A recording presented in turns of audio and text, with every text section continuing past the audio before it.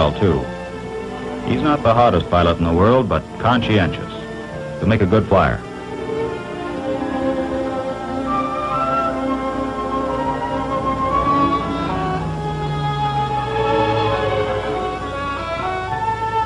Here's another of the boys. He has about as much time as Chuck, but a little different approach to his flying. For one thing, he didn't spend much time getting to know his airplane. It finally caught up with him. Coming in one day, his battery went out when the gear was only part way down. It was a funny thing, too, because the battery and generator had just been checked. Well, it meant emergency operation of the gear. He went through all the motions. It didn't feel right at all. Cranked much too easily. Didn't seem to be engaging. Reason? Well, he didn't wait to find out. He had other plans.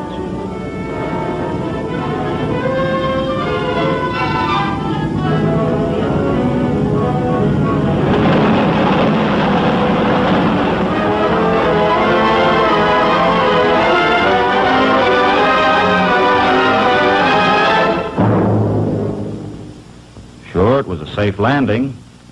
He didn't have a scratch. But it was a pretty sad-looking airplane. He didn't look too happy himself, and with good reason. In the first place, if he'd had the clutch handle to manual, he could have cranked the gear down without any trouble. In the second place, if he needed help remembering emergency operation, there's a card of instructions on the door. In the third place, if the generator had been on, the battery wouldn't have gone dead in the first place. The moral of that story is, know the airplane you are about to pilot.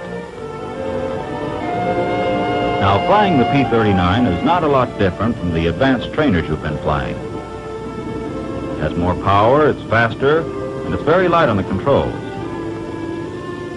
But just as with any new airplane, the more you know about it, the better you'll fly it. Much of the information you need, you'll get from your instructor. Some of it you'll get from talking it over with other men who are in training with you. But the best reference guide is your own experience. It's something you'll always have with you. So keep it up to date. Well, now let's start at the beginning with Chuck and see what he found out. What do you say, Chuck? Okay, sir. Well, after the tech orders and a thorough check of the cockpit, I was ready to give it a try. With the tail in the air, I could see where I was going without Essing. She taxied very easily with short bursts on the throttle, and I let her coast a lot. Didn't have to use much brake. Getting her in the air was all right. As a matter of fact, it was fun. I'd never flown that much power before, and I was surprised how easily she handled. But I hadn't never landed a tricycle gear job before either, so I guess I was a little uncertain about bringing her in. I could see I was coming in pretty fast, and there wasn't going to be enough runway. So I gunned her to go around again. I knew the fellows were watching, but I figured I could live that down easier than messing up a nice new airplane. Then I brought it in again. Landing instructions said it was just like landing any other airplane, and I took them at their word. I rolled out of the turn at about 140, lowered my flaps, and established a steady glide at about 130. This is how it looks to the slow-motion camera. I came in over the end of the runway at 110, leveled out, and got the airplane in a conventional three-point landing attitude. I set her down on the two main wheels, holding the nose wheel off the ground with a slight back pressure on the stick. I found that I could hold the nose wheel anywhere from a few inches to 2 feet off the ground and still make a good landing. The airplane rolled straight down the runway, and I applied the brakes intermittently to lose speed. We don't roll up the flaps here until we park, since there are no stones to damage them, and there's less chance of hitting the wrong switch. How was the first flight, Chuck? Have any trouble? No, sir, it was okay. It was a lot different from what I expected. I guess you can't believe everything you hear. Depends where you hear it. You can pick up a lot of information from hangar experts, all the free dope you'll want on any airplane, and they always have it on good authority. Well, to get on with Chuck's story, he was over the first hump, but that was only the beginning. He still had a few things to learn about flying the airplane. And aside from the cockpit, there was a lot he wanted to know about the airplane itself. Its good background, might come in handy someday.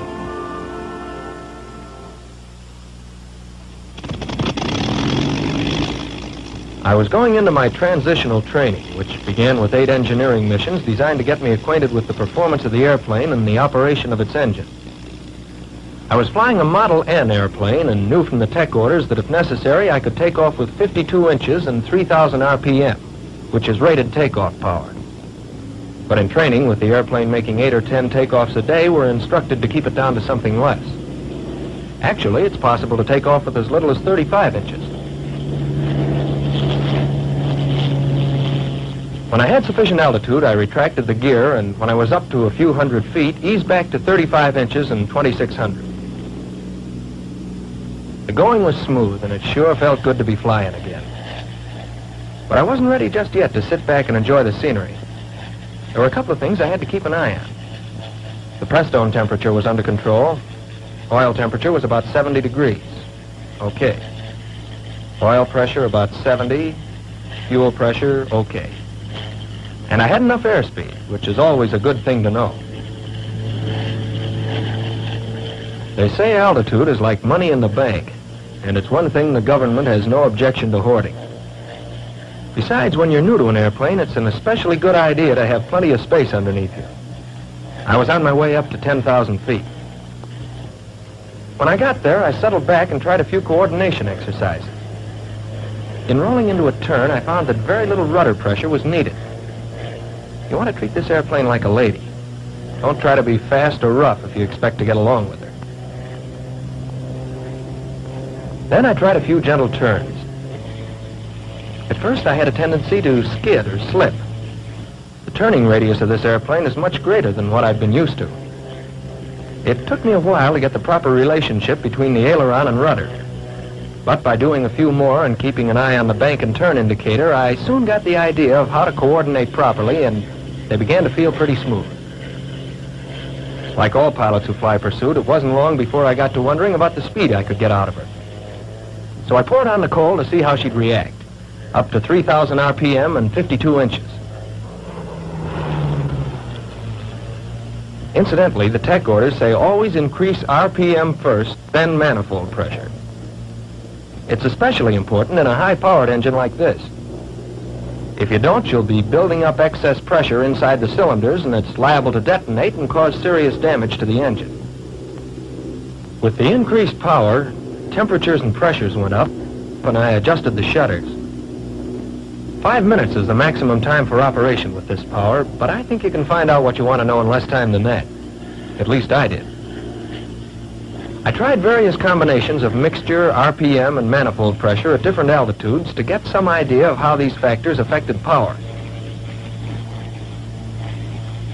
In my first mission, I tried a few partial stalls with the gear and flaps retracted. I don't quite know what I expected, but I was pleasantly surprised. The airplane stalled very gently and had no tendency to drop a wing. There was plenty of warning before she stalled completely. Later, I carried this a little further and did a complete stall at 10,000 feet with the power partially off. That is about 15 inches. It broke clean at about 100, and to recover, I dropped the nose to let her pick up speed, about 180, before I started to pull her up. As the stall was explained to me, it's all a matter of airflow over the wing's surface. If the airflow is disturbed due to an increased angle of attack, the wing loses its lift and the airplane will stall.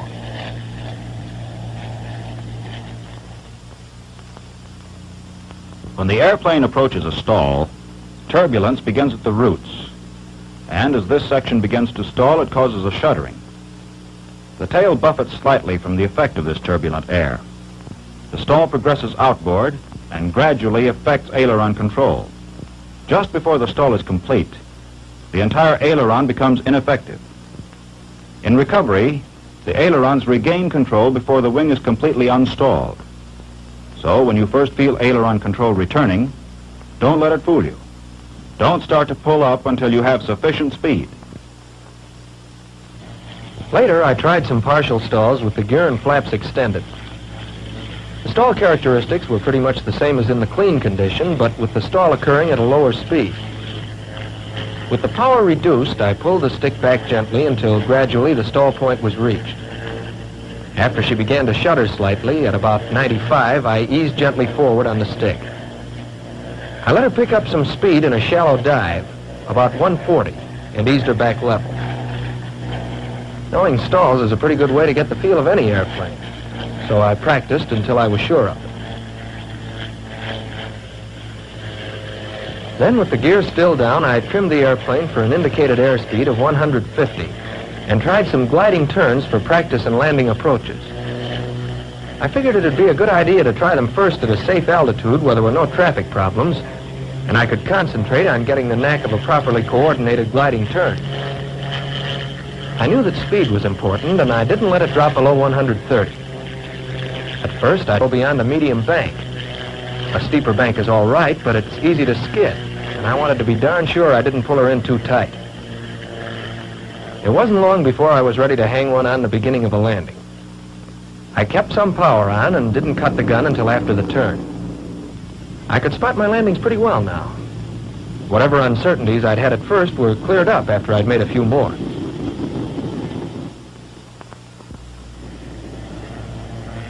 Another day, I gave some attention to climbing.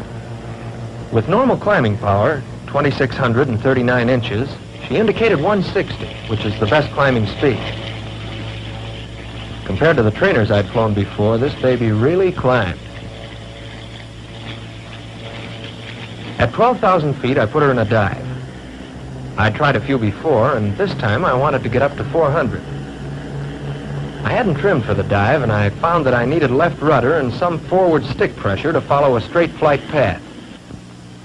At about 7,000 feet, I started to pull out very gradually. It didn't matter so much how fast I was traveling, just so I took it easy in the pull-out. In a dive, the greater the speed, the more gradual the pull-out has to be. I still had a lot to learn about the airplane, and flying tight turns was a good way to do it. It helps to develop the feeling for the airplane, which is so necessary for combat flying. It's important to be in full control at all times, and so it meant working up to them gradually. As I went along, I reefed them in tighter, and pretty soon was pulling them in almost to the stall point. I was making the turns as tight as I could without stalling out. There was a definite change in the feel of the controls just preceding the stalling condition. I could feel a buffeting on the tail, and the whole airplane shuddered. I got so I could recognize it and was able to prevent a stall by relaxing back pressure. Occasionally, I'd let her stall some, but it was easy enough to recover. The airplane unstalled quickly, and full control returned immediately. The speed didn't matter so much as the tightness of turn. The tighter the turn, the higher the speed at which I stalled out. I practiced tight turns on a number of missions and got to be pretty sure of myself, and probably a little careless. Because during one, I guess I must have pulled her in a little too tight. The airplane stalled, and I didn't relax back pressure quick enough, and I spun out of the inside of the turn. It caught me unawares, and it must have been a couple of turns before I started to recover. She responded promptly. I decided to check up on spins, and this is what my instructor had to say. In this airplane, a spin is an irregular gyration going first slow and then fast in an oscillatory pattern. The first move, when you're aware you're in a spin, is to close the throttle and go into low RPM. As soon as the direction of rotation is established, bring the stick full back, apply full rudder with the spin, and hold until ready to recover. When the airplane comes to the slow part of its gyration, apply hard opposite rudder. A moment later, move the stick full forward and apply ailerons against the spin. As soon as the rotation stops, usually about 3/4 of a turn, it'll begin to recover in a steep dive. Neutralize all controls and wait until the airplane picks up speed and feels normal. Then gradually start to pull up, and recovery is completed. In the P-39, as in most airplanes, a spin is easily and quickly recovered from, if not permitted to progress too far. I was familiar with the feel of the basic maneuvers and could coordinate each of them pretty well. Next, it was a matter of combining them, and the Lazy 8 was a good way to do it. It's a valuable maneuver for developing coordination, since it involves motion about all three axes of the airplane at the same time and through a wide range of speeds. I started them from cruising, pulling up in a bank not more than 70 degrees at the steepest point, with a minimum airspeed of 160 at the top of the arc and not exceeding 300 at the center of the 8. When I could do a good job of these, I felt I was well on my way to mastering the airplane. Next came the two-plane element, flying with my instructor. We talked it over first on the ground and checked on signals. We took off individually and got into formation in a gentle turn. In loose formation, we climbed to a safe altitude. At 10,000 feet, I trimmed out the ship and pulled up into formation on signal. Keeping it fairly loose, we tried some gentle turns. I was flying on the inside and found that at first I had a tendency to over-control. But brushing up on the old fundamentals of position, distance, and smooth throttle coordination, it wasn't long before I could do a fairly decent job of following around in a turn. Actually, with the additional power and increased speed range of the airplane, I found it was easier to fly good formation in the P-39 than in the training airplanes I'd flown before. Then we tried some climbs. It was good practice for coordinating my speed and throttle settings with the leaders. And then some dives. Pretty gentle at first, and then steeper.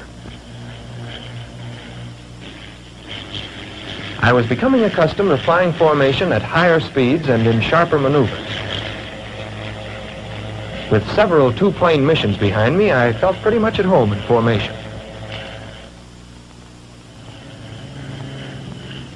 I hadn't done much in the way of acrobatics in the airplane and felt about ready for it. Double-checking my shoulder harness lock, I tried some rolls.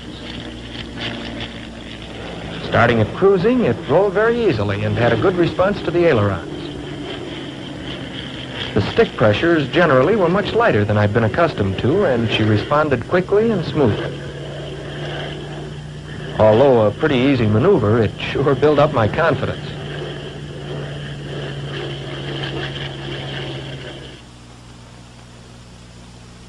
Then came loops. During this maneuver, the airplane flies through two speed extremes, high at the beginning and end, and low at the top. Trimmed for cruising, I applied left rudder as I pulled up. As the speed decreased, I relaxed rudder pressure. As the airplane continued up, I applied right rudder. On the downward arc, as the speed increased beyond cruising, I relaxed right and gradually applied left rudder. Straight back on the stick fairly hard so as to maintain sufficient speed to carry me through at the top. Nearing the inverted position, I relaxed back pressure slightly and stretched my neck backward as far as possible to see the horizon when it appeared. I could use it as a reference in keeping my wings level. Then on down and around. After more acrobatic practice, I felt I could handle the airplane in all attitudes and was confident in trying my hand at more advanced maneuvers. Something my instructor said helped. With proper instruction, you should feel no apprehension about attempting almost any maneuver, and you'll find that very often fear of the unknown is removed by deliberately doing what you're afraid will happen.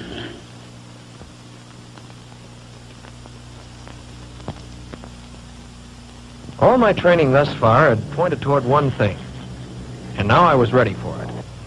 Gunnery. These planes are built around their armament and are equipped to deliver a lot of firepower. First, I tried my hand at ground targets. With fixed guns aimed to fire along the axis of the airplane, I knew the projectile would strike the target only if I were flying a straight, true course. It meant having the ball in the center. With the ship in a skid, there was a horizontal component, and I hit to one side of the target. And the speed I was traveling at was important, too. Below the recommended speed, the airplane was inclined above the flight path. At higher speeds, it was inclined below the flight path, introducing a vertical component. I started at 2,000 or 3,000 feet in a steep dive and flattened out to make an approach at 15 to 25 degrees to the horizon. I found I could come down pretty close and still not have to pull out steeply or abruptly. Next came water targets. And here I had to be even more careful in my pullouts. I didn't hit very much at first, but I was told not to be too concerned. Accurate judgment of speed and timing in pullouts can only be attained with many practice runs. Since this airplane has proved an effective weapon for attacking ground objectives, my training included low-altitude flying and simulated strafing. Then came deflection gunnery practice on aerial targets, making dry passes at another ship. I started with a small amount of deflection, turning to keep lead on the target. Gradually, I increased the speed and narrowed the angle. And it soon became evident that my practice in tight turns was time well spent. Just lately, I've been practicing with live ammunition on a towed sleeve, which brings me pretty well up to date. As a matter of fact, I'm due for a mission right now. So long, fellas. See you around. Thanks, Chuck. You men going into training in this airplane will probably cover much the same ground, perhaps in much the same way. You'll be flying an airplane which is fast and powerful. It is sensitive to the controls and quick to respond. Know thoroughly its characteristics, and when you join the men now in combat, your job will be easier, and like theirs, well done.